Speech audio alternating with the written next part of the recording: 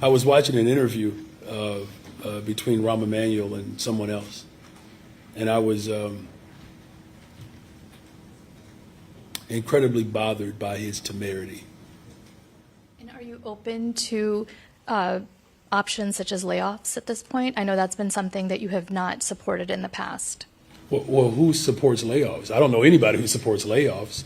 Or service cuts. Or service layoffs. cuts, right. Listen, as I said earlier, our ability to continue and to sustain staffing and services at the level in which we've done is threatened by the federal government. And we're back, y'all. Thank you for watching today. Go ahead and hit that like button, people. You know that it helps us out a lot. And of course, it helps you because it helps us keep bringing you this content. Now, y'all, your boy, Brandon Johnson, Chicago's illustrious and esteemed mayor, he did another of his weekly press conferences yesterday where he took a lot of questions. And y'all, I've said many times, you got to respect that, right? So he took a lot of questions and gave a lot of answers. And frankly, much of what the reporters wanted to talk about is the massive budget shortfall that the city of Chicago is facing and what the mayor plans to do about it. Now, before we get into what he said, let's set the context, okay? Chicago is facing a $1.5 billion budget shortfall. So let's take a look. Although Mayor Brandon Johnson says he is starting Chicago's budget process earlier than ever, one alderman says the city's deficit could be much greater than the mayor's projections. Johnson signed an executive order Monday to establish a budget working group, which would be tasked with making recommendations to streamline operations, enhance service delivery, and evaluate potential revenue strategies. The mayor said Chicago faces a $1.12 billion budget gap in fiscal year 2026 and a $1.32 billion gap in 2027. Now, Johnson cited personnel, pension, and contractual costs as key budgetary challenges.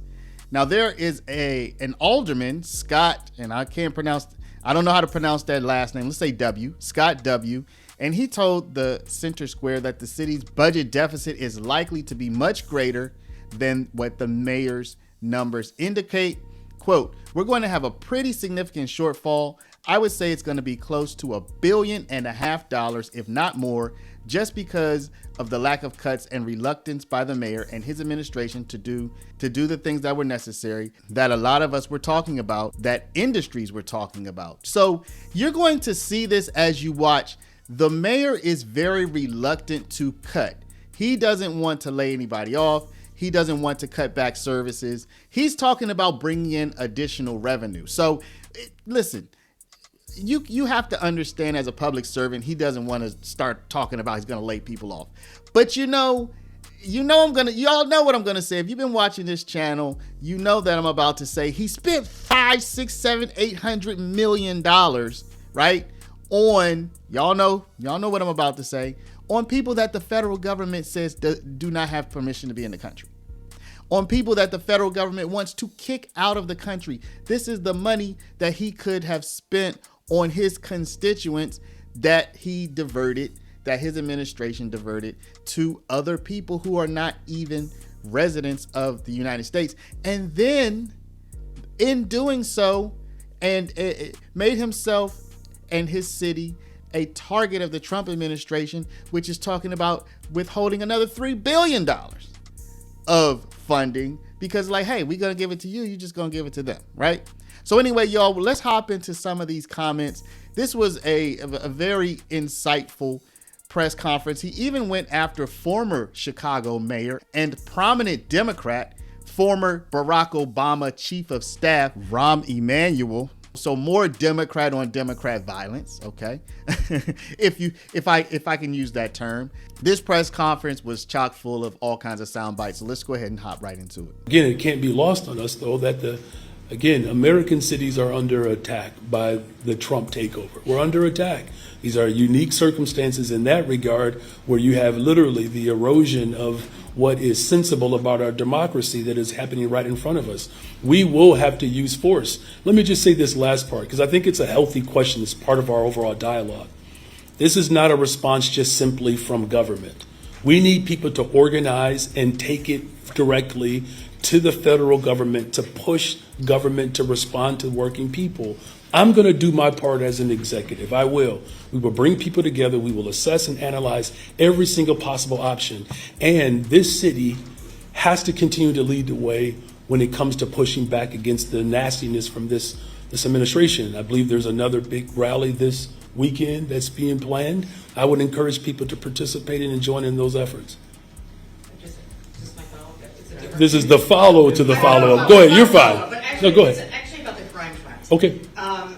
You know, I know your predecessor, I think all your predecessors always come out and when the trends are down, you know, everybody, you talk about them. But the issue is people don't feel that way. And I think I asked your predecessor the same thing, is how do you change that perception? You know, you Yeah. come out and say everything is down, but then you have, you know, a kid that was killed in Lincoln Park last week. You have, you know, obviously shootings every day in other neighborhoods. So how do you make how do you change? How do you make people feel differently? I mean, people look at statistics and they're like, they don't really register. Yeah. No, thank you for that question. I can tell you how I feel. Maybe that's a good place to start. Every time someone is shot and injured, or even worse, their life is taken, I feel that every single day. My chief of staff, Ms. Pasion Zayas, she has the arduous task of being my first call in the morning to talk to me about what happened the night before. And I know it affects her because she has to sort of ease into it, right? Because there is anxiety around violence in general. And what our work is translating into is that it is working. And so part of why I think these sit-downs are important is so that people at least know we're moving in the right direction. It doesn't mean that we don't have a long way to go. It doesn't mean that. I mean, we do have a long way to go still. You know, and as a parent, as a husband, a parent of young children, by the way, one of which is determined, you know, I would rather he stay in Chicago to go to college, but he's looking and exploring other options. And I think about just what it's going to feel like when he is out by himself. I know that feeling.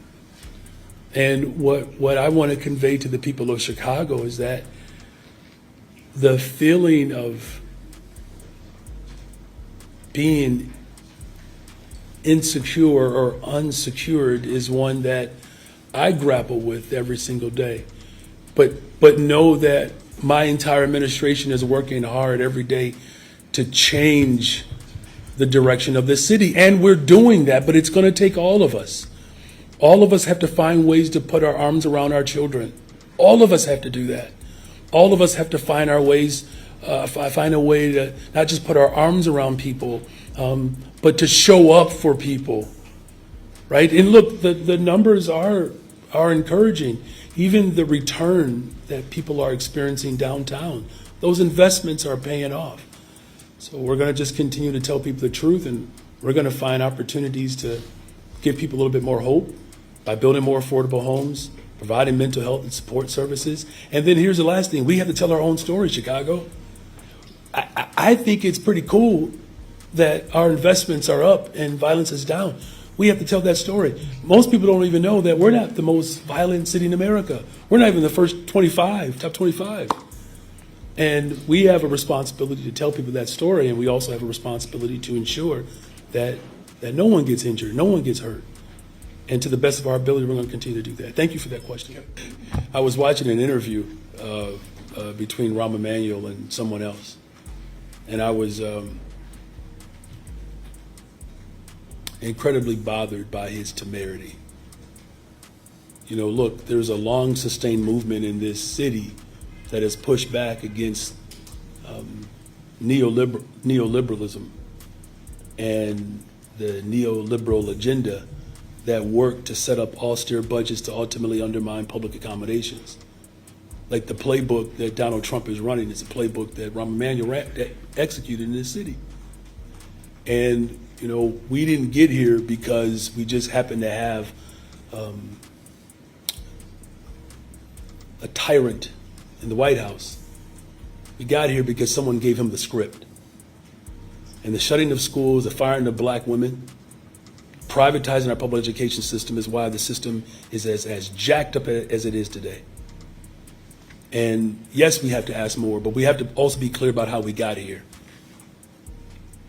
The Emanuel administration had immense disdain for public education, and particularly black, brown, and poor children.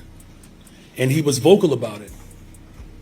He told one of my heroes, Sheroes, that 25% of children won't become anything. Those are his words directly to Karen Lewis. And now he is prancing around this country asking people to reconsider him. It is not just frustrating, it is beyond offensive. Now, again, to your question, it won't be enough until every single child has everything that they need in this city. And I'm going to fight with everything in me to ensure that that happens. And then in terms of, revenue to fund issues like that, I understand what you're saying about it's up to Springfield to discuss this progressive revenue, but as... Up to Springfield, I'm just saying they play a part of it. What is it, 60% of our budgetary options are controlled by Springfield. So it's incumbent upon all of us to work hand in hand. Look, our enemy is pointing all of their ammunition directly at progressive leadership like mine. It is. And in Springfield, I'm going to have conversations with the Speaker of the House, the Senate President, the Governor, all Democrats. We have one common enemy in this country right now. And maybe enemy is too harsh of a word. We have one common opposition. And that is the extremism in this country that has demonstrated that public accommodations and that government in and of itself should only benefit the ultra rich. The fact that we have billionaires circling around all that which is meaningful for working people in this country is problematic. The last thing that this country needs is the ultra rich controlling and dictating how working people live and how poor people experience government. That's why we put forth the 1.25 bond investment, the largest investment in the history of Chicago for housing and economic development, the $830 million to respond to the infrastructure needs that we have, the green social housing to give us another tool so that we don't have to rely upon the federal government to build affordable housing.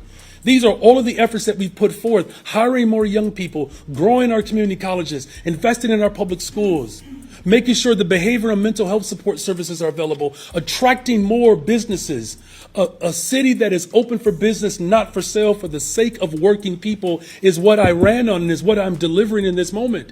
And so, no, it's not incumbent upon just one level of government. It's requiring all of us to work together, and that is what I'm desperately organizing in this moment, bringing people together to solve critical issues that working people are counting on us to do.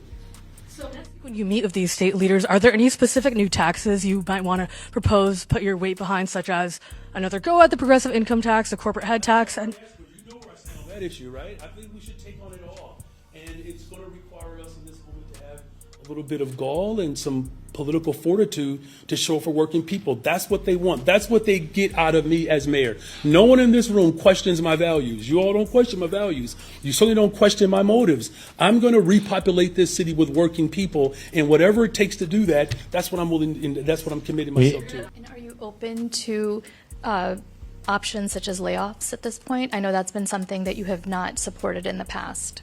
Well, who supports layoffs? I don't know anybody who supports layoffs. Service cuts, or service layoffs. cuts, right. Listen, as I said earlier, our ability to continue and to sustain staffing and services at the level in which we've done is threatened by the federal government. Like these, and I shouldn't even refer to them as threats anymore. I mean, these are real attacks. And listen, despite how incorrigible this president is, it's not going to dilute our work. What we are offering here is a pathway forward, and the voices that have been historically neglected and have not been permitted to participate in our budget process, we're giving voice to those individuals. And listen, this is the culmination and it's culmination and it's the manifestation, quite frankly, of our community meetings that we've had. We literally went all over the city of Chicago for residents to voice their hopes and aspirations into our budget. We're growing as a result of what it means to be an administration that is committed to co-governance, and I'm very proud of the direction that our budget director has helped move us in. And as I said before, this is a problem that is literally all over the country. We're taking an approach that, might be more unique just because of the historic entanglements as well as the lack of willingness to cooperate with a variety of voices, and we're doing that. I'm proud of it. We got to keep moving, Shruti. Actually, compared to your peers? I don't know if we're in a unique position. Thank you for getting that extra one in there. All I'm saying is that this is not just Chicago, right? My good friend in Los Angeles, Mayor Bass, is doing an exceptional job, and we're not having a conversation about how we respond in this moment. You can't start off with cuts. That's just not how you start the conversation. You start the conversation with, how do we, first of all, find ways to be more productive? How do we make sure that, we're able to strengthen and streamline our services in a way that saves dollars, right? What are the revenue options that people have that we should be exploring? Again, nobody wants to cut services, especially because the great concentration of our budget is in public safety, right? And so we're going to do everything that we can to continue to bring people together to have budgets that match the values of working people.